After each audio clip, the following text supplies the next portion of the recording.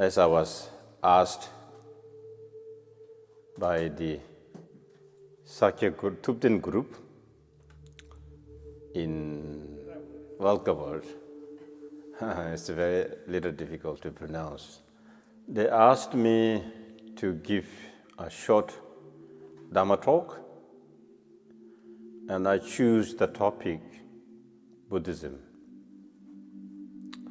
But I'm sure that you all might have heard Buddhism many times in the past. So you may think that you wanted to have some new topics.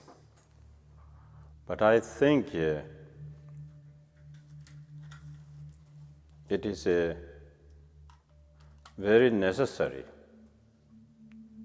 to spend long time only to learn the Buddhism. Nothing about the other subjects, but Buddhism itself, what Buddhism means, it's very important. Each time you study, you will learn more, even though it is one same subject. So I appreciate all of you for your interest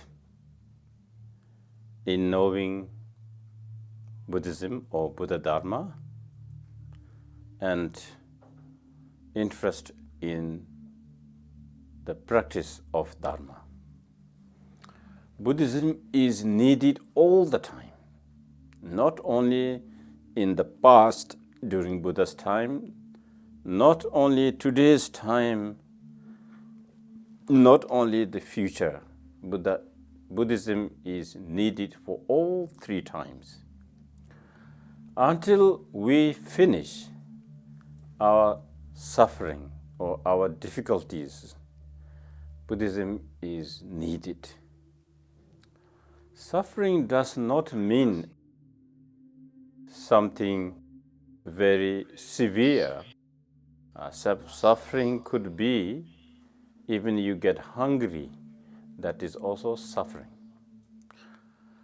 So what Buddha meant by saying the world or universe where we are is the miserable, is the full of suffering, is anything that we experience are either the suffering or the direct or cause of the suffering indirectly. So we put a lot of effort for our happiness, but those efforts can only give us the temporary comfort. We assume that comfort is the happiness. Such happiness is not the real happiness. Real happiness must be there all the time. So the Buddhism is the only thing that can lead us to a permanent happiness. Because Buddhism deals with the cause of the suffering. Today, we assume many things as a good, happiness, anything, but those things do not deal directly to the cause of the suffering, to the cause of the happiness. We want to have rich, we want to be a powerful position, etc. But these rich and power are only temporary. Once you lose that power or that richness or the wealth, then it becomes the cause of your suffering. So that suffering is worse than when you are not rich.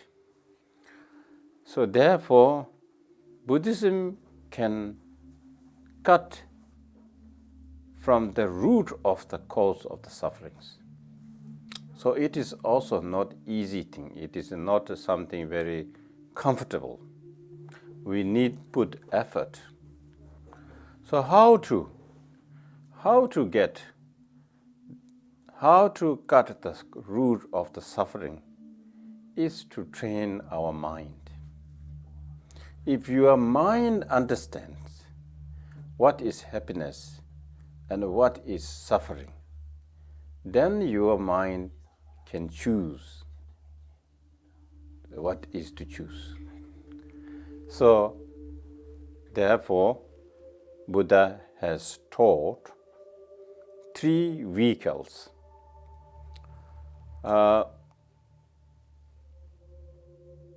You see, we human beings have also different mentalities. So Buddha taught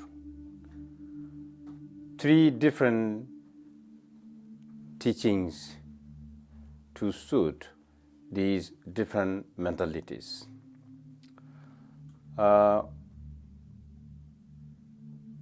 Some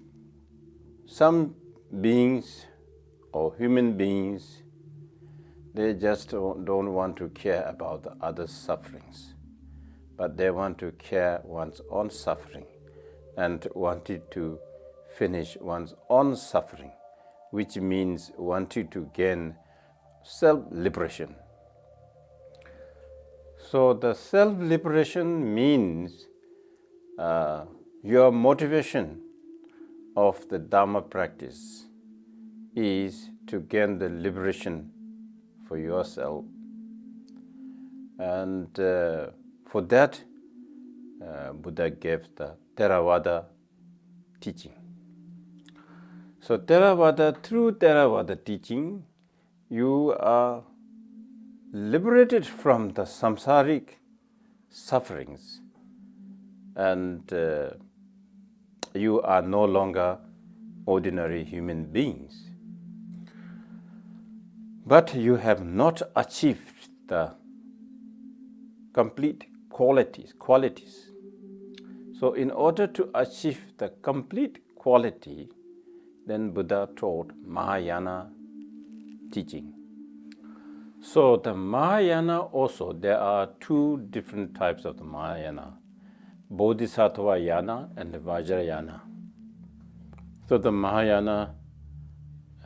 Mahayana tradition, both Bodhisattva Yana, Vajrayana, their principal practice is bodhicitta, compassion, and emptiness, meditation on emptiness. So the bodhicitta means the aspiration to achieve the Buddhahood for the sake of all the mother sentient beings. But it is not easy. This is a very difficult aspiration, very difficult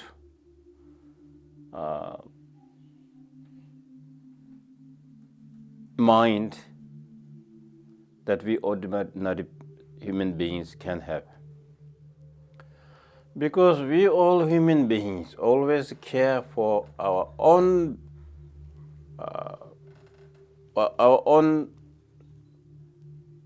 purpose, for care our own. We really difficult to care for the others. As long as we care for others, for oneself, we cannot achieve the full enlightenment. We have to care for others because in the Buddhist concept, we are all connected each other as a mother and child, as a brother and sister, as a father and child, like that. Because we are not here for the first time on this world. We have been many, many times in the past, and we will be again and again until we practice the Buddha Dharma. Buddhism believes that the life in the past, future, present. So therefore, in the past, we have been related as a mother, children, etc. Even though not this life, but in the past many times we are related, connected as a mother and children. But we do not remember our past. So therefore, we cannot treat each other as a parents and children. So therefore, Buddha taught compassion and loving kindness, these two teachings. Compassion, without compassion and loving kindness, we cannot generate the bodhicitta. So what is the compassion? Compassion is a particular wish, just to wish, may all the sentient beings be free, be with the happiness and the cause of the happiness. So that particular wish or aspiration is the compassion. Today you might have heard a lot about the compassion. You might have read books, you might have heard from different masters. But anyway, compassion means a particular thought, particular mind that wishes happiness and the cause of the happiness for all the sentient beings, even one's own enemy. Enemy means somebody who troubles you, somebody who goes against you. You should not you should not exclude. You should include them in your compassion practice. This compassion meditation, you can chant also, or you can sit down and meditate on it, or even you drive, just try to recall this mind. May all the sentient beings be with the happiness and the cause of the happiness. That is the practice of the compassion. But our present mind is very difficult to think about others' benefit, to care about others. So we have to train our present mind. So you train your mind by sitting down. Meditation, this compassion meditation, not necessarily you have a proper body posture, or you have to close the eye or half close eye, or it doesn't matter. Just sit down, relax, and then just think. May all sentient beings be with the happiness and cause of the happiness. Or even you can't do that, you can recite verbally. So may all sentient beings be with the happiness and cause of the happiness, and just you recite this continuously as long as you can sit and try to reflect the meaning in your mind. And alternatively, you can also think that how nice it would be if all the sentient beings be with the happiness and the cause of the happiness. Again, you can think this again, or verbally you can say, or mentally think, how nice it is if all the sentient beings be with the happiness and cause of the happiness. And then again, sometimes you must think that I must make everybody, all the sentient beings, even the small insects, mosquitoes, make the happiness and be with the happiness. So This way, the meditation of the compassion, 3 ways to do, right? First is may all the sentient beings, is a praying, may all the sentient beings be free with the happiness and cause of the happiness. And second is how nice it would be if all the sentient beings be with the happiness and cause of the happiness. And third one is I must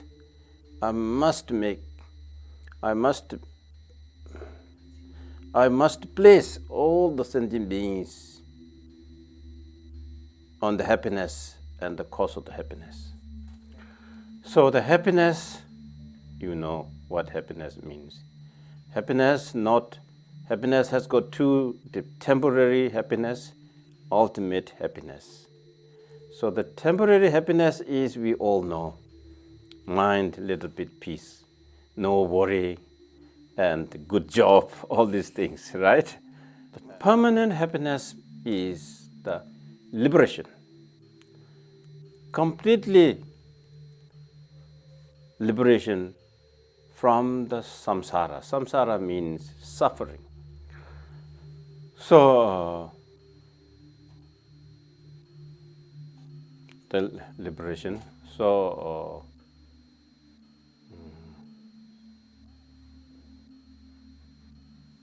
complete liberation means transformation of your mind into the wisdom. That is the complete state of the liberation.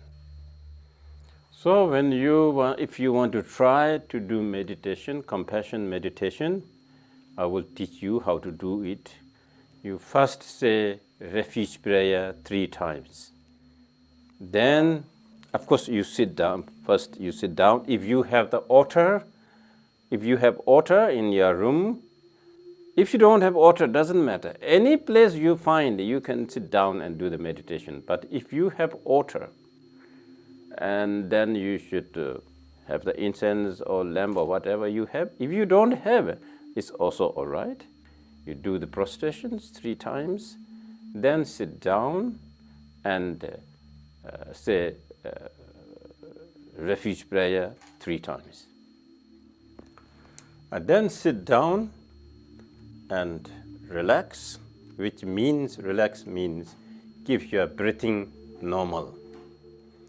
And then you just verbally say or mentally think, may all sentient beings be with the happiness and the cause of the happiness. So now here, cause of the happiness means virtuous deed. In another word, you are wishing how may all sentient beings be with the happiness and be practicing the law virtuous deed. So virtues means 10 virtuous deed. 10 virtues. We have 10 non-virtuous deed and 10 virtuous deed. Yeah, this 10 virtuous deed. And after that,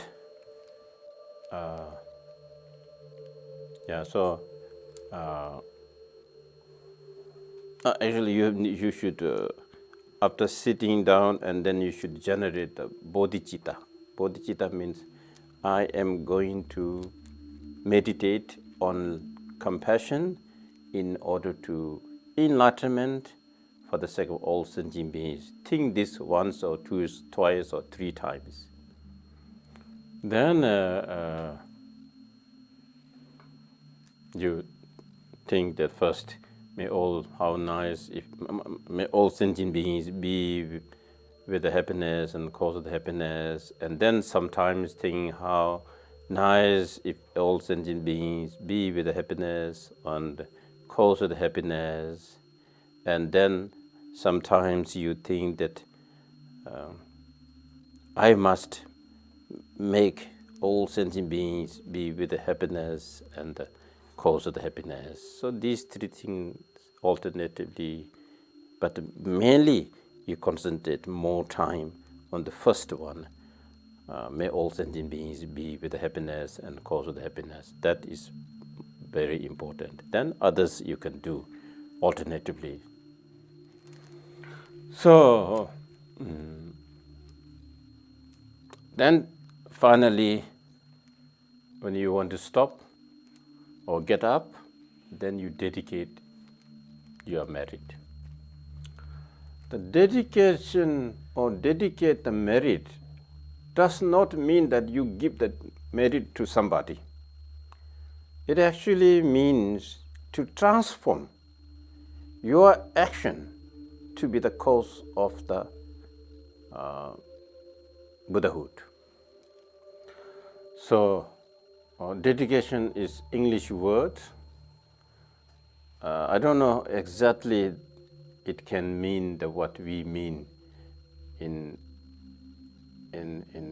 Tibetan we call ngowa, whether it really means the ngowa or not. But so ngowa or dedication actually means to transform your virtuous deed into the cause of the good result.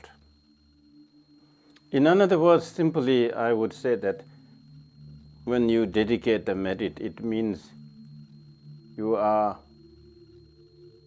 praying to achieve enlightenment by doing compassion meditation. And also in your daily life, you try to engage your actions or your mental actions with the compassion. When you see someone in suffering, when you see someone in a difficult situation, or even the beggars who do not have the food to eat, do not have the cloth to wear, even if you can't help them, but you can still practice your compassion by wishing, may this so and so person be free from that difficult situation. And then we have a loving kindness practice. It is also same, little bit different, the other way around. That compassion you wished all those or all sentient beings, even you don't see anyone in a difficult situation, you can even say that all the sentient beings, because basically we have some kind of sufferings as long as we are in this universe or samsara. Well, you may not see, I don't know, in the developed countries, you may not see people like we see in India, in beggars and in difficult situations. But still there are many opportunities for you to practice the compassion. But you can see many times on the street, people fighting, hitting each other, or you can also see that conflicts between among the family, or conflict between the husband and wife, or girl and lover, so on. All that time, when you hear or when you see, you can wish that may all they be free from such suffering and the cause of the suffering. Usually when we hear such situation, we see such a situation, instead of generating the compassion, we try to comment who's right, wrong, like that. That is unnecessary thing. Instead, you should meditate or think that may all they be free from such conflict or problems. If one really knows how to practice Dhamma, every situation can be favorable for the Dhamma practice. So that's the compassion, loving kindness the other way around. So after dedicate, that's finished. One day you did a compassion meditation. This you can do few times in the day if you have time and you like. You can do again and again, morning, afternoon, evening, before you go to sleep, anytime you can do. So, what is the benefit of compassion, meditation on compassion? There are two benefits.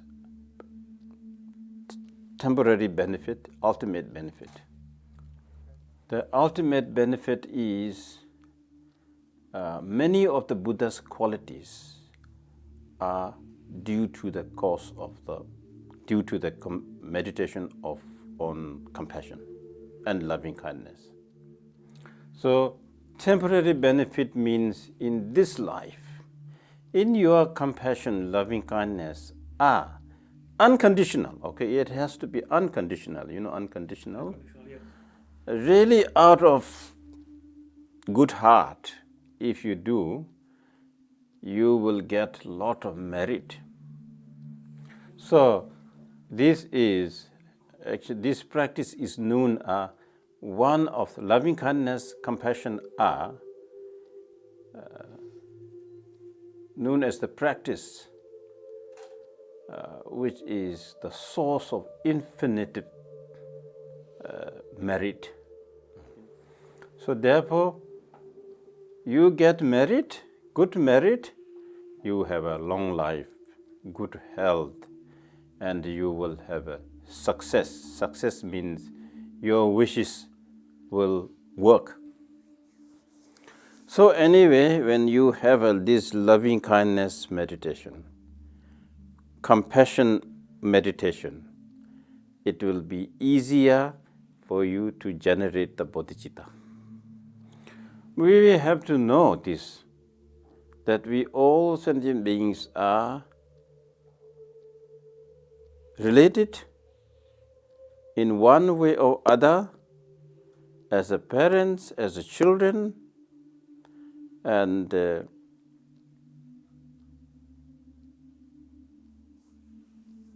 therefore there is no point to not like them.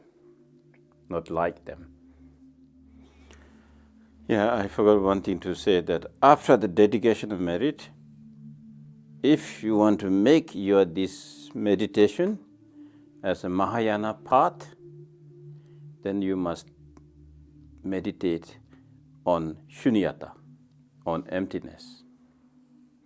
Meditation on shunyata means here, after dedication, you must just you don't have to be, sitting down there and meditating on emptiness. This doesn't mean here emptiness. Meditation emptiness here means just think that in reality that I do not exist as a dedicator, and the practice loving kindness or compassion that you practice also do not exist, and also the action of dedication do not exist.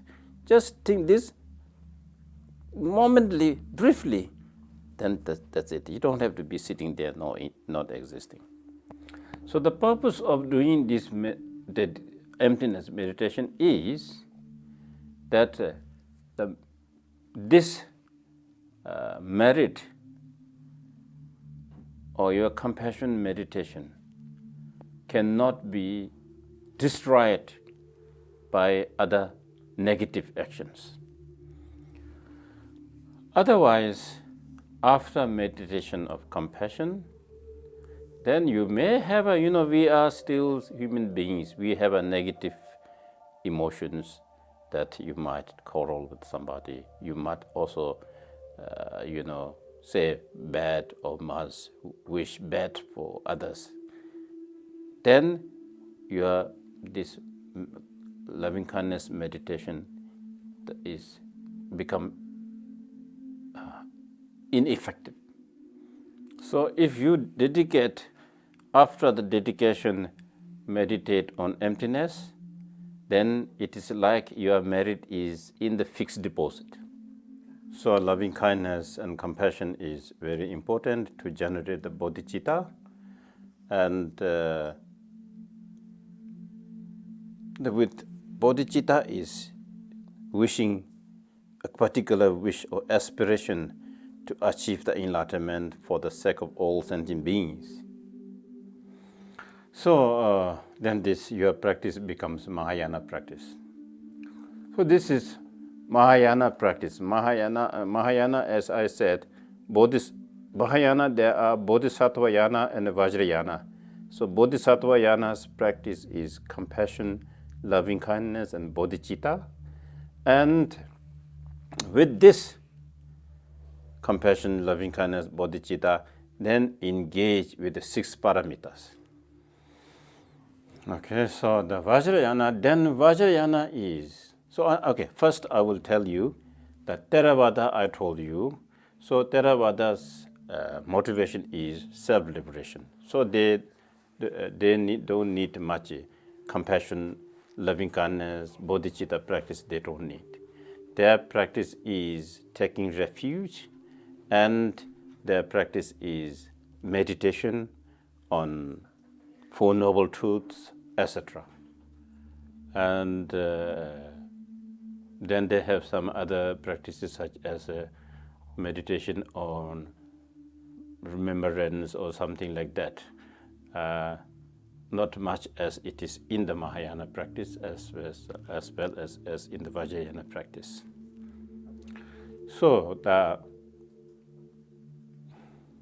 Mahayana practice also the General Mahayana, we say General Mahayana, or actual way of saying is Bodhisattva Yana. And today, not many they differentiate this way. I would actually say that Theravadin Yana, Bodhisattva Yana, and Vajrayana. And Mahayana has the 2, Bodhisattva Yana and Vajrayana. So Yana is basically the vehicle.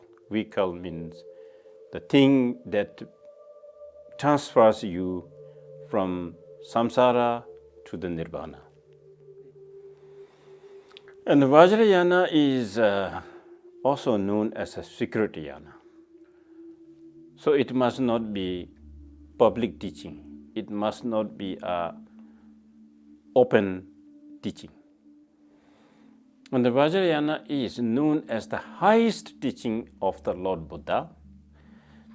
Why it is said highest teaching? It means the quickest path that can leads you to the liberation.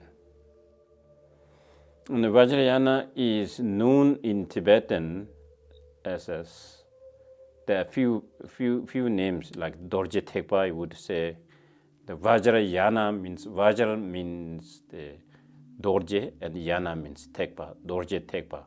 So the Vajra or Dorje actually means the wisdom. The ultimate wisdom of Buddha is the Vajra. So this Yana vehicle can lead you to achieve that ultimate wisdom or ultimate stage of the Buddha. And Vajrayana, so it's a secret teaching. It is not supposed to be a public teaching. Vajrayana practice is known as a quickest path. The reason is through the Vajrayana practice, with the Vajrayana practice, you can achieve the complete enlightenment this single lifetime. And if not this lifetime, then in the Bardo state. If not in the Bardo state, then next life. If not next life, then next life, but not more than 16 lives. The Vajrayana practice is such a effective, such a quickest path that can lead you to the enlightenment, because through the Mahayana practice or Bodhisattvayana practice, it takes 3 ounces of life to achieve the enlightenment. Because Mahayanas, you are dealing with the meditation on compassion, loving kindness, and bodhicittas, that long time. So there it means it means that you are dealing with the cause of the enlightenment. But whereas Vajrayana is known as a result vehicle, which means we directly deal with the result. So which means you yourself, we ourselves generate in the form of the deity. So our result is that to be like Buddha Vajradhara. Buddha Vajradhara is the ultimate result of the Vajrayana practice. And so we, Mahayana's time, we only engage with the cause, compassion, loving kindness, but not directly with the result. The Vajrayana time, you directly visualize yourself in the form of the deity and change right there into the Buddha. So you need the guru, the master, Vajra master. You need the guru who can transfer the blessing or lineage that come right from the Buddha Vajradhara till himself and then transfers to you. So guru is very important because we can't deal directly with the Buddha. We can only deal with the guru. So guru who can represent Buddha. So the guru is so important because we have no opportunity to deal directly with the Buddha. So it's only the guru. But why guru can transfer is the lineage of the blessing lineage that guru holding came from Buddha. So that is why that lineage is given to the disciple, and so that disciple become effective. Disciples' mind become effective to achieve enlightenment. So it is a very difficult practice actually. Though it is a very quick path, but it is very difficult practice. Difficult in the sense that to give the samayas is difficult. Yeah, samaya basically means commitments. So there are some samayas, and the most important samaya is the Guru Samaya. And so Guru Samaya means once you have taken initiation from that master, since then, you must never go against his body, voice, mind. And also Vajrayana practice should be kept very secret. Even the Vajrayana substances actually supposed to be kept secret. Vajrayana teachings are also supposed to be kept secret. Those who have not received it, secret means one should not reveal to those who have not received initiation. And especially to give the connection between guru and disciple is very, very important. It is most important among all other commitments. If you have faith in the guru, guru means one who gave you the Vajrayana empowerment, Vajrayana teaching. That is your guru. So therefore, it is very important to examine that guru before you go to receive the empowerment and receive the Vajrayana teachings. It is said in the text,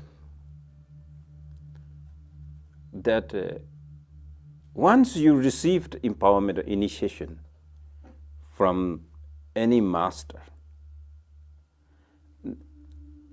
that master, afterwards you learned, he is committing negative actions such that can lead him to the hell realm. But you should still keep your connection with the Guru. Because once someone becomes your Guru, you have nothing to do with what Guru does, what Guru acts. You have to take care of the connection that Guru built for you. So it is quite difficult in today's time to succeed the Vajrayana practice. So today, Guru and the disciple are interdependent. If Guru does to you good, Guru makes you happy, okay, he's a Guru, a wonderful Guru. But if Guru doesn't make you happy, he's not wonderful Guru. And also you see that today Vajrayana teachings are everywhere, teaching books are everywhere. You go into a bookshop, you will see many of the Vajrayana teachings. You will see many Vajrayana deities post pictures. Actually, it is wrong to see or read those before you receive the initiation. So I won't be talking too much about the Vajrayana. This is just a short introduction. But why Vajrayana is taught by Buddha, there are two reasons. One reason is Vajrayana is the quickest path. Second reason is, in order to achieve the highest stage of the enlightenment, you have to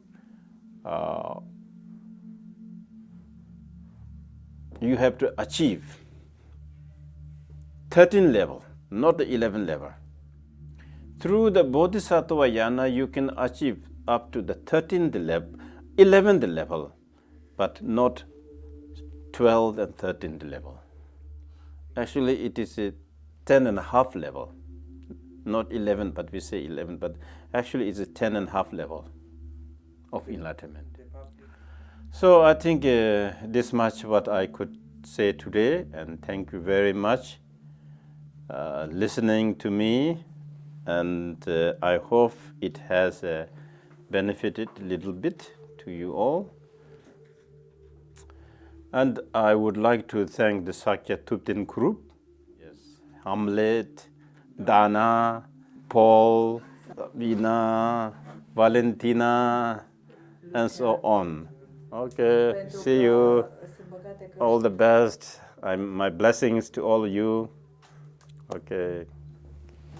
Sanamdi Tamji Zibani, Tomne Nyebe Danam Pamjene, Jega Naji Balong Tubai, Sibe Tole and Ovarajo, Dembe Bajur Lami Shabed, Denzin Jibi Saden Yonaja, Dembe Jindak Natan Jurbai. Demba Yurin, Nebe Tashisho, Chanju Jomi, Jaba Chojurba, Kidu Jatsu, Yonsu Kanwin, Kanri Twende, Demba Sandep, Sakya Bai, Demba Jejuru. Okay.